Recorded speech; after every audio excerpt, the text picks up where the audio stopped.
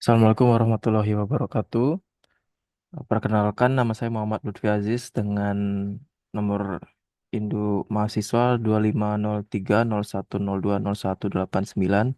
Pada kesempatan hari ini akan mempresentasikan mengenai analisis ROI dan RI atau FIVI dengan pendekatan simulasi untuk menilai kinerja pusat investasi studi kasus PT Indofood Sukses Makmur Tbk.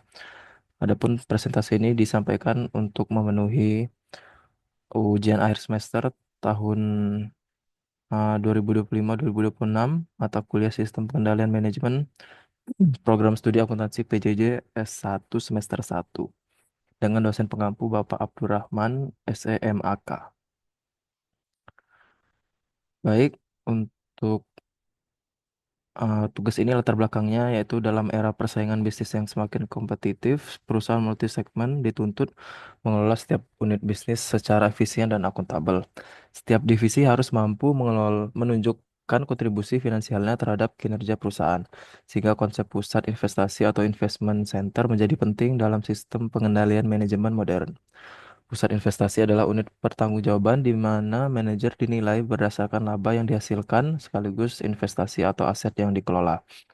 Pengukuran kinerja pusat investasi umumnya menggunakan return on investment atau ROI dan residual income atau economic value added.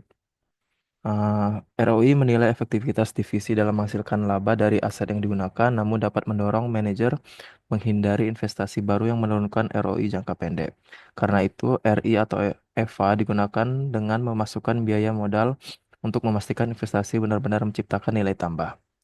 PT Indofood sukses makmur Tbk dengan banyak divisi dan perbedaan struktur biaya serta profitabilitas menjadi contoh ideal untuk penerapan ROI dan RI atau EVA dalam menilai apakah setiap divisi memberikan nilai bagi perusahaan. Adapun rumusan masalahnya ada 5, yaitu yang pertama apa yang dimaksud dengan pusat investasi dan bagaimana konsepnya diterapkan dalam penilaian kinerja divisi.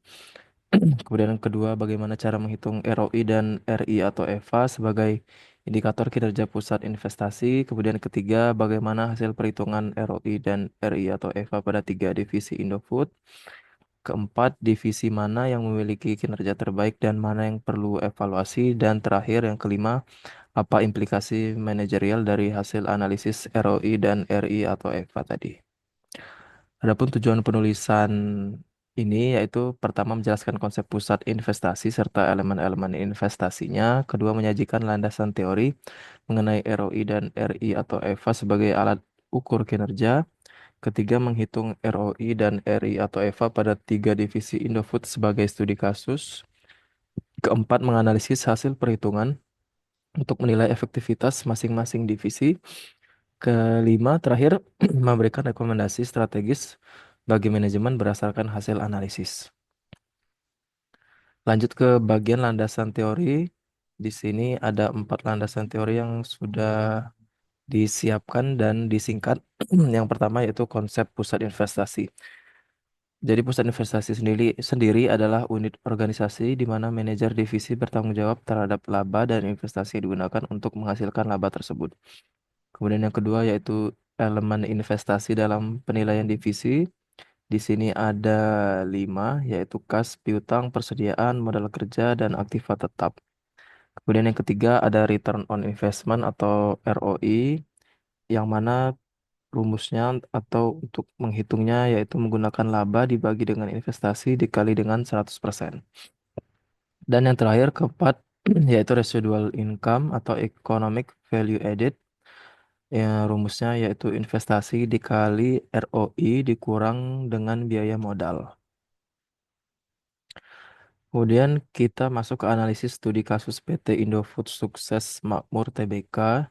Untuk deskripsi perusahaannya sendiri, PT Indofood Sukses Makmur Tbk adalah perusahaan makanan terbesar di Indonesia dengan kelompok usaha ada 4, yaitu Consumer Branded Products, Bogasari, Agribusiness, dan Distribution. Untuk analisis dipilih 3 divisi yang representatif, yaitu divisi A atau mie instan dan CBP, divisi B yaitu Bogasari dan Tepung, dan divisi C, yaitu Agribisnis dan Perkebunan Sawit. Di sini ada data keuangan tiga divisi. Kita menggunakan data dummy atau simulasi untuk contoh perhitungannya. Ada 5 komponen seperti yang disampaikan tadi. Penjualan, biaya operasional, laba operasional, total investasi, dan biaya modal. Di sini telah disediakan angka-angkanya untuk ketiga divisi. Contohnya untuk penjualan divisi A itu sebesar 30.000, divisi B 25.000, dan divisi C 15.000. Biaya operasional 24.000 untuk divisi A-nya, divisi B-nya 22.000, dan divisi C-nya 12.500. Sampai dengan biaya modal di divisi A itu ada 10%, divisi B 10%, dan divisi C 10% juga. Kita masuk ke perhitungan ROI dan RI atau EVA-nya. Untuk perhitungan ROI di sini didapatkan bahwa ROI dari divisi A yaitu sebesar 0,3 atau 30%. Kemudian untuk divisi B, Bogasari sebesar 0,167 atau 16,7%, dan divisi C sebesar 0,1 atau 10%. Kemudian lanjut ke perhitungan RI atau EVA. Divisi A, EVA-nya setelah dihitung yaitu sebesar 4.000, untuk divisi B sebesar 1.200, dan divisi C 0. Atas hasil perhitungan tadi kita masuk ke analisis hasil. Di sini didapatkan eh, kita bagi-bagi per divisi. Untuk divisi A sendiri ROI-nya itu tertinggi atau 30%. Jadi profitabilitasnya di sini dapat dilihat sangat kuat. Kemudian EVA-nya juga sangat tinggi yang mencerminkan bahwa investasi menghasilkan value creation besar.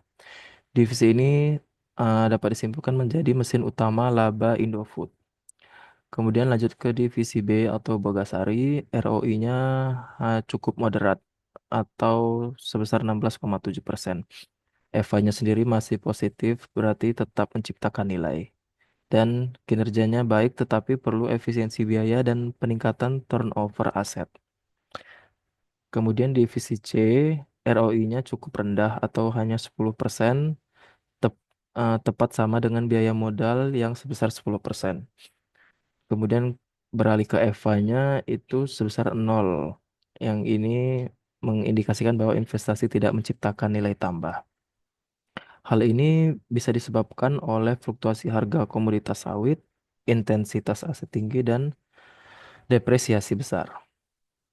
Kemudian untuk implikasi manajerial atas hasil analisis tadi, yaitu divisi A layak mendapatkan ekspansi investasi, divisi B perlu peningkatan efisiensi dan produktivitas aset, dan divisi C harus dievaluasi antara lain perbaikan proses, restrukturisasi aset, atau divestasi aset yang tidak produktif.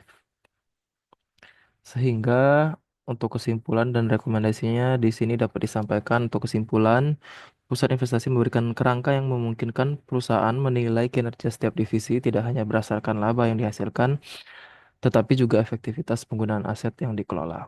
Melalui penghitungan ROI dan RI atau EVA tadi, perusahaan dapat mengidentifikasi divisi mana yang benar-benar menciptakan nilai ekonomi dan mana yang tidak. Nah, untuk pada studi kasus PT Indofood ini sendiri menunjukkan kinerja terbaik dengan ROI sebesar 30% pada divisi A dan EVA-nya sebesar 4.000 miliar. Mencerminkan efisiensi dan kontribusi nilai sangat tinggi bagi perusahaan.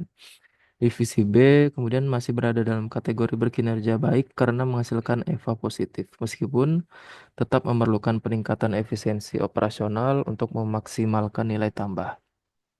Sementara itu, divisi C menghasilkan EVA sebesar 0, menunjukkan bahwa divisi tersebut belum mampu menciptakan nilai sehingga memerlukan evaluasi strategis dan kemungkinan uh, perlu restrukturisasi. Sehingga secara keseluruhan penggunaan indikator ROI dan EVA terbukti dapat memberikan gambaran yang lebih komprehensif terhadap performa pusat investasi Indofood serta membantu manajemen dalam membuat keputusan alokasi modal yang lebih tepat dan berorientasi nilai.